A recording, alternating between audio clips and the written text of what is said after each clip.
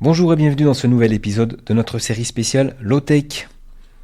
Tandis que la ville se part pour les fêtes et que les cadeaux s'accumulent, on a eu envie de poser une question un peu différente. Et si cette année on fêtait Noël en mode Low Tech? Moins de gadgets et d'achats impulsifs, plus de sens et de créativité? Allez, Noël, on le sait, c'est souvent la folie. Gadgets dernier cri, emballage à foison, livraison à toute vitesse. Chaque année en France, on s'offre environ 300 millions de cadeaux à Noël. Ce qui fait en moyenne 6 ou 7 cadeaux par personne. Le problème, c'est qu'une partie finit vite oubliée au fond d'un placard. Et oui, en effet, 27% des Français disent avoir reçu des cadeaux qu'ils n'utilisent jamais. Alors derrière la folie des fêtes, il y a aussi un impact sur l'environnement. Fabrication, transport, emballage, électronique difficile à recycler. Alors sans gâcher la magie ni l'ambiance festive, comment faire les choses différemment? La low-tech, c'est pas refuser tout en bloc. C'est se concentrer sur ce qui compte vraiment. C'est offrir un truc qui tient la route, qui a un vrai sens et qui crée du lien entre les gens.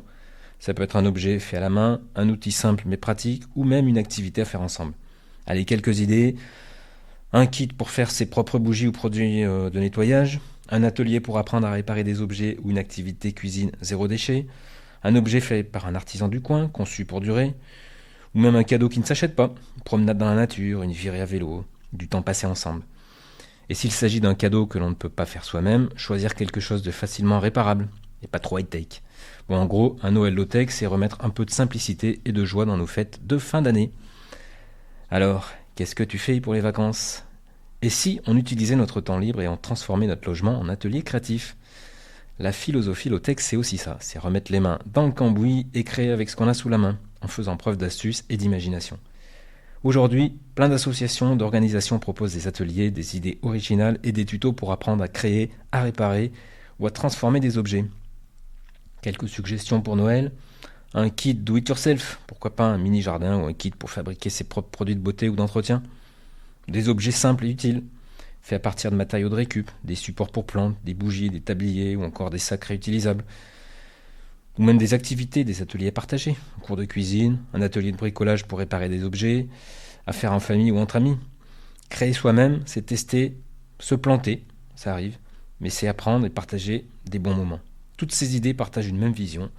Le fait de créer soi-même nous recentre sur la matière, sur le temps et sur le bonheur de créer, tout en diminuant notre empreinte sur la planète. Au fond, un cadeau fait main ou réparé, c'est plus qu'un simple objet. C'est un message qui dit « Je t'offre de mon temps, de mon attention et un peu de moi ». C'est ça qui fait quand même la différence. Et le résultat est souvent bien plus touchant qu'un objet acheté. Alors, convaincu, bon, cette année, on part pour un Noël plus simple, plus humain, un peu moins branché.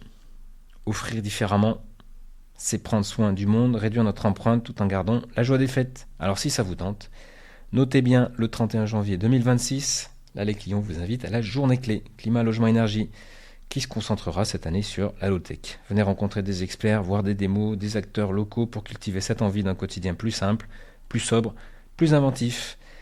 Merci de nous avoir écoutés, passez de joyeuses fêtes et à très bientôt pour un nouvel épisode de la FAQ Énergie Climat.